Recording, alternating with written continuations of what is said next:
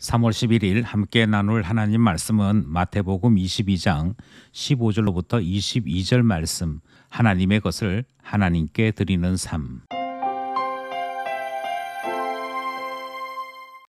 지금까지 우리가 함께 묵상한 말씀들은 예수님께서 대제사장들과 장로들 그리고 바리새인과 더불어 권위에 대해 논쟁하시는 말씀이었습니다. 이 논쟁에서 예수님은 세 개의 비유를 사용하셨고, 그 세 개의 비유가 의미하는 바는 이스라엘이 하나님께로부터 버림받는 것, 그리고 약속하신 대로 아들이 오셔서 십자가 사역을 이루시고 그의 천국 백성들을 새롭게 모으신다는 그런 말씀들이 앞부분에 등장하는 말씀이었습니다. 오늘 본문은 또 다른 시비가 시작을 되는데요. 주제는 역시 권위 문제입니다. 어떤 내용인지 본문을 살펴보겠습니다. 본문은 간단하게 두 개로 나누어 살펴보려고 합니다. 먼저 첫 번째 문단은 15절로부터 18절 말씀입니다. 이에 바리새인들이 가서 어떻게 하면 예수를 말의 올무에 걸리게 할까 상의하고 자기 제자들을 헤롯 당원들과 함께 예수께 보내어 말하되, 선생님이여, 우리가 아노니 당신은 참되시고 진리로 하나님의 도를 가르치시며 아무도 끄리끼는 일이 없으시니 이는 사람을 외모로 보지 아니하심이니이다. 그러면 당신의 생각에는 어떠한지 우리에게 이르소서. 가이사에게 세금을 바치는 것이 옳으니까 옳지 아니하나이까 하니, 예수께서 그들의 악함을 아시고 이르시되, 외식하는 자들아 어찌하여 나를 시험하느냐. 오늘 본문이 바리새인들에 의해서 출발하는 것을 성경이 말씀하시죠. 바리새인들이 논쟁에서 졌습니다. 그들은 그들의 생각과 말이 왜 실패하게 되었는지 반성하기보다는 어떻게 해서든지 예수님을 넘어뜨릴 생각을 하고 있는 것을 15절이 말씀하고 있습니다. 그런데 이 생각이 위험한 것은 16절 말씀에 보니까 자기 제자들을 헤롯 당원들과 함께 예수님께 보내었다, 이렇게 설명하고 있는 것이죠. 이 당시로 돌아가서 설명을 드리자면 바리새인들과 헤롯 가문은 원수지간이었습니다. 율법을 중시하는 바리새인들은 헤롯과 헤롯의 집안 사람들이 유대인이 아니면서도 유대인인 척하는 문제가 있었고, 율법에 대해 존중하지 않는 것, 그리고 로마 황제를 섬기는 우상 숭배로 정죄하면서 대단히 비협조적인 행동들을 많이 했던 것이죠. 그런데 하나의 목표를 향해 하나가 되는 것을 오늘 본문이 소개하고 있습니다. 그리고 매우 놀랍게도 이 일의 주도적인 역할을 바리새인들이 하고 있는 것이죠. 특별히 이들이 예수 그리스도를 넘어뜨리고자 할 때 사용했던 것은 말의 올무였습니다. 누구나 말에 실수하게 되어 있지요. 그러니까 누구나 할 수 있는 그 실수를 빈틈으로 사용해서 예수님을 무너뜨리고자 그들의 제자와 헤롯 당원들을 함께 묶어서 예수님께 보내었더라 하는 것입니다. 이렇게 보내었을 때 이 두 그룹 가운데 가장 첨예한 문제를 예수님께 시험거리로 제공하는 것을 보게 됩니다. 그 내용이 16절에 등장하죠. 선생님이여, 우리가 아노니 당신은 참되시고 진리로 하나님의 도를 가르치시며 아무도 끄리끼는 일이 없으시니 이는 사람을 외모로 보지 아니하심이니이다. 여기서 말하는 외모로 보지 아니한다 하는 것은 미리 선입견을 가지거나 어느 한쪽에 치우쳐 있는 그런 존재가 아니다 하는 말이고요. 이것을 그 당시 문화적이나 정치적인 입장에서 보자면 당신은 바리새인 편이나 헤롯의 편에 기울어져 있는 사람이 아니라 객관적인 사람, 무엇이든지 제대로 보는 사람인 줄 우리가 압니다 라고 하는 표현이지요. 그러면서 내어놓는 문제가 무엇인고 하니, 가이사에게 세금을 바치는 것이 옳습니까? 그런 것입니까? 이 질문을 던지는 것입니다.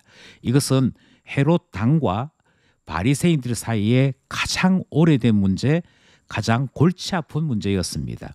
이 문제를 예수님께 던져서 이들은 바리새인 편을 옹호하는지 헤롯 편을 옹호하는지, 그리고 만약 바리새인들의 말을 옹호한다면 헤롯 편에서 고소할 것이고 헤롯 편의 말을 옹호한다면 그들은 바리새인들의 이름으로 고발하려고 하는, 그래서 진퇴양난의 시험 속에 빠뜨리고자 했더라 하는 것입니다.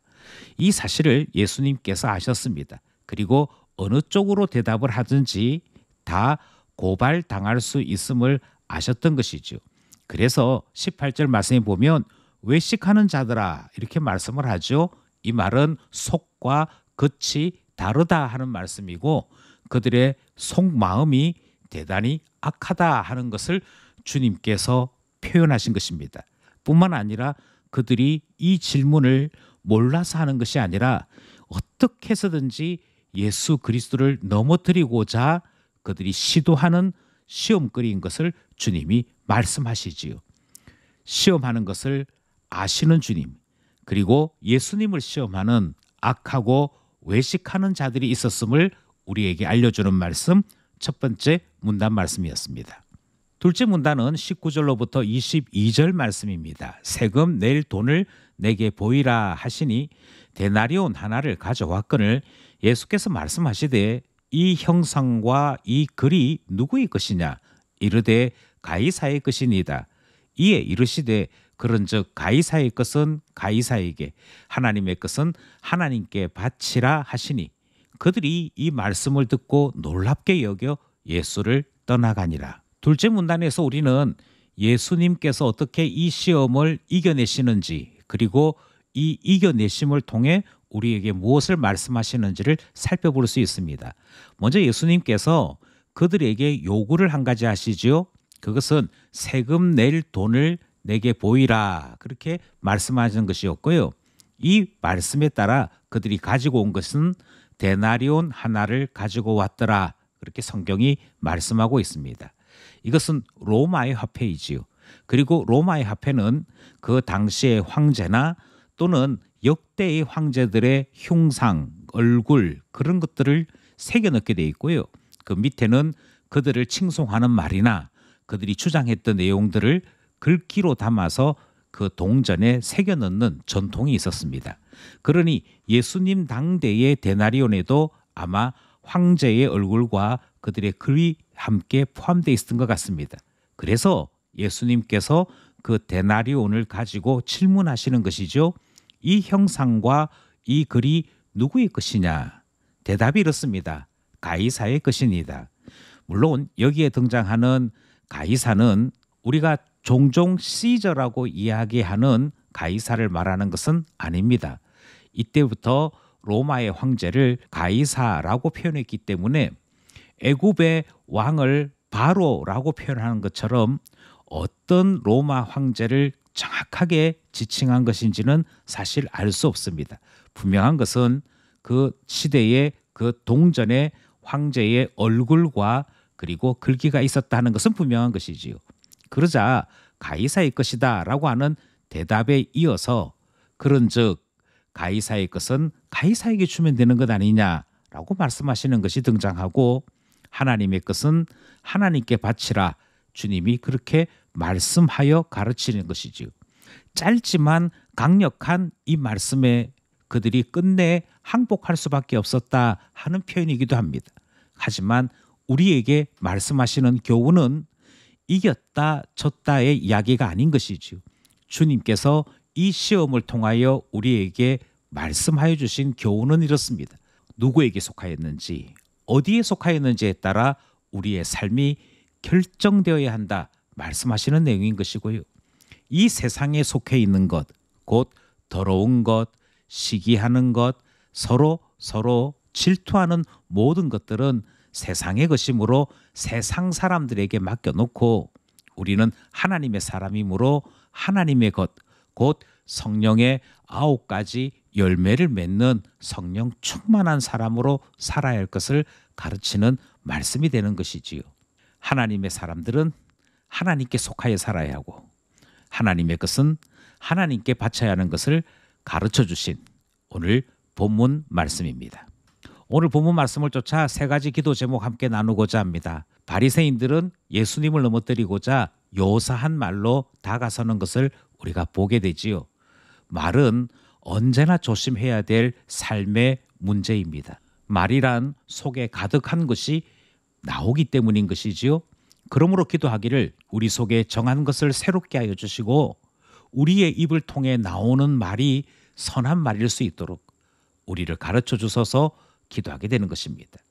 두 번째 기도 제목은 주님께서 세상의 것과 하나님의 것을 구분하라 말씀하셨고 세상의 것은 세상에게 하나님의 것은 하나님께 드려야 한다 그렇게 말씀하심으로 경건된 신자의 삶의 기준을 주셨습니다. 이것을 따라 기도하기는 우리로 세상의 것을 구분할 수 있도록 기도해야겠습니다. 뿐만 아니라 주님의 것이라면 당연히 주를 위해 드려야 할 것이며 우리가 주의 자녀라면 당연히 주님의 뜻대로 살아야 할 것을 배우게 되었으니 사는 동안에 주의 자녀로 살게 하여 주옵소서 기도하게 되는 것이지요. 마지막으로 우리가 함께 기도하기 원하는 것은 언제든 어느 때든 우리의 소망에 대해 묻는 사람들에게 온유함과 지혜로 대답할 수 있는 준비를 해야겠습니다. 예수님께서는 갑자기 질문을 받으셨으나 하늘의 진리로 답을 하셨지요. 이처럼 우리에게 소망의 진리에 대하여 묻는 자들에게 온유함으로 답을 하여 복음을 전할 수 있는 우리 되도록 기도하게 되는 것이지요. 말씀과 기도로 살아가는 우리 모두가 되기를 원합니다.